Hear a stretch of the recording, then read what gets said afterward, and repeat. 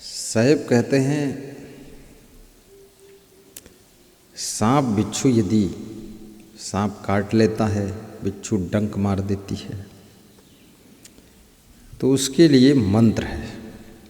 ये प्राचीन समय की जो मान्यताएं थी, तो झाड़ फूंक करने वाले मंत्र मारते थे, यानी मंत्र पढ़ देते थे तो सांप का जहर उतर जाता था और बिच्छू का जहर भी उतर जाता था मंत्र पढ़ने से। वो मिट्टी की रोड़ी ले करके और मुँह से बुदर बुदर कुछ करते थे और फिर हवा मुँह से फूंक देते थे, फू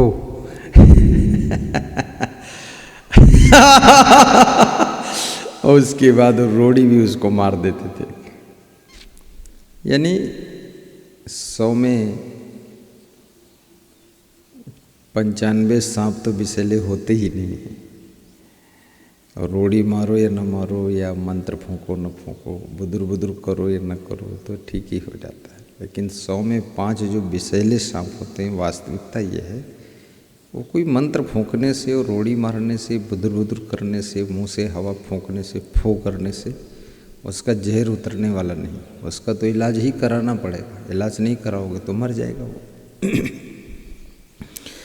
लेकिन पुरानी मान्यता के अनुसार कबीर साहब कहते हैं सांप और बिच्छू के जहर को उतारने के लिए भी मंत्र है। सांप बिच्छू का मंत्र है, माहुरहु झारा जाए। माहुरहु मतलब वो विष जो उसका होता है ना, माहुर कहते हैं विष को, जहर को। जैसे कोई जहर पी ले,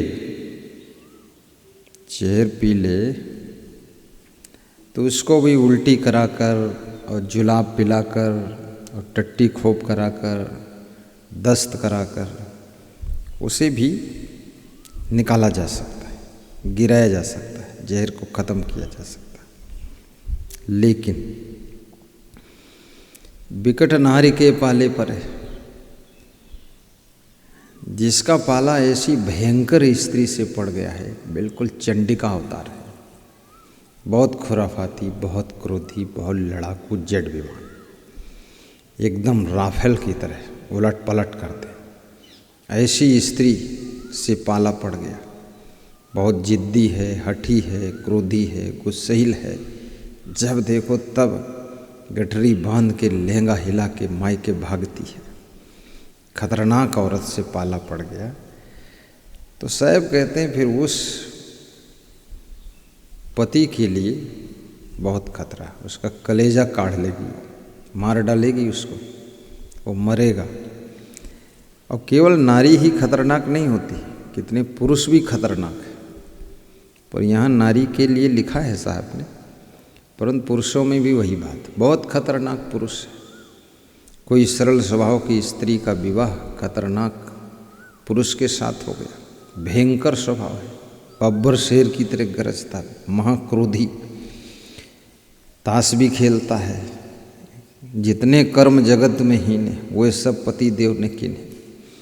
दारू पीना, ताश खेलना, जुआ खेलना, बीड़ी सिगरेट पीना, गांजा पीना, बेविचार, बलात्कार, चोरी चपारी, चुगली, चाई, आलस, खुराफात, सब नशा व्यसन, तिकड़मबाजी करते रहना, ऐसा जिसको पति मिल गया, पत्नी को पीटता भी है, मारता भी है, दूसरी औरत में फंसा रहता है, उसकी पत्नी बहुत दुखी रहती है, उसका कलेजा अपने आप निकल जाता। इसलिए कितनी स्त्रियां कहती हैं हमारे कलेजे में आग लगी, कहती हमारे पूरे शरीर में आग लगे।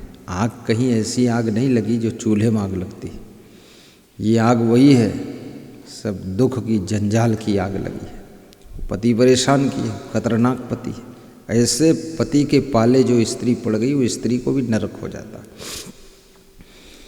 और ऐसी भयंकर स्त्री के पाले अगर कोई पुरुष पड़ गया तो वो भी बर्बाद हो जाएगा, क्योंकि गांव भर में वो डौंडिया तो घूमेगी, अपना घर नहीं संभालेगी, सबके घर में झांकती घूमेगी, हर गली में घूमेगी, और अपने बच्चों से, लड़के लड़की से कह देगी उठाओ साइकिल, उठाओ मोटरसाइकिल, ले चलो हमें शहर की ओर, जहाँ ठंडी हवाएं चलती। यहाँ तो बहुत गर्म हवाएं घर में, तो ठंडी हवाओं को लेने जाती उधर। बदमाश औरत है, बेविचारणी है, वहाँ किसी से फंसी वसी होगी, रोज उधर जाती है कुकर्म करने के लिए। पति उसका पीछे पीछे ढूंढता घूमा है, हाय मोरी मेहरुआ चली गई, कहूँ हमारी मेहरुआ कहाँ मिली, रोवत चिल्लात घुमत गाँव में पागल बने। अरे मेहरुआ में कौन सुख है, ना मेहरुआ में सुख है ना मर्दम सुख है, फालतू टेंशन लेते हो। वही रजवीर रोज छीण करो, रोज पति पत्नी उसी कार्य को दोहराते रहो।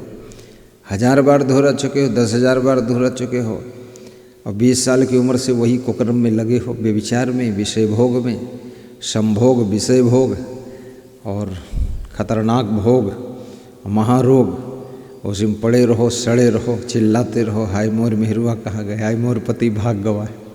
भाग जाए तो चंडाल के ऐसी चंडाल औरत भाग जाए तो शुभ कामना करो, कब वो अबे न करे तो ठीक है, वहाँ कौन सुख धरा है। लफड़ा बचपन में बिना औरत के, बिना पति के, बिना पत्नी के तुम कितने सुखी थे, हर समय खुश रहो, खेलत कूदत रहो आराम से। जवानी आई और जवानी में ताकत शरीर में बनी तो मेहरुआ ढूंढत घूमत, औरत ढूंढत घूमत, और औरत जो है मर्द ढूंढत घूमत है। किराए से भी आओ करते, किराए से औरत लावत किराए पर मकान मिलत रहे, दुकान किराए पर मिलत, किराए पर गाड़ी मिलत, उनका किराए पर मेहरुआ मिल जाती है औरतें, और किराए पर पुरुष मिल जाते। भ्रष्ट लोग, व्यभिचारी लोग, साण हैं सब, कुतिया, कभी सुख नहीं पाएंगे ये लोग। जब तक मन को कंट्रोल नहीं करोगे सुख शांति नहीं मिलेगी। काम, क्रोध, लोभ, मोह, अहंकार, ईर्ष्या, द्वेष, इससे मन को कंट्रोल कीजिए। ना तुम्हारा स्त्री कुछ बिगाड़ सकती, ना पुरुष कुछ बिगाड़ सकता है, ना कोई दुख दे पाएगा। बस आप अपनी काम वासना को कंट्रोल कीजिए। कुछ है थोड़े इसमें ना, कुछ भी नहीं है। आप संकल्प ले लीजिए, निश्चय बना लीजिए, तो फिर क्या है, आपके लिए तो ऐसे हो जाएगा जैसे कंचन को मृतिका सम जाने, कामिनी काष्ठ शिला पहचाने, तुलसी भूल गयो रस येहा, सोनर प्रकट राम की देहा, सोनर प्रकट राम की देहा। और राम के समान है, भगवान के समान है, जो कंचन और कामिनी में आकर्षित ना हो। कितने लोग तो 10 रुपया चोरी कर ले, तुम कंचन की बात लिए घूमत, सोना की बात कर, कागज नोट 10 का नोट चुरा लेते, 20 रुपया के लिए झूठ बोलत, बेईमानी करत।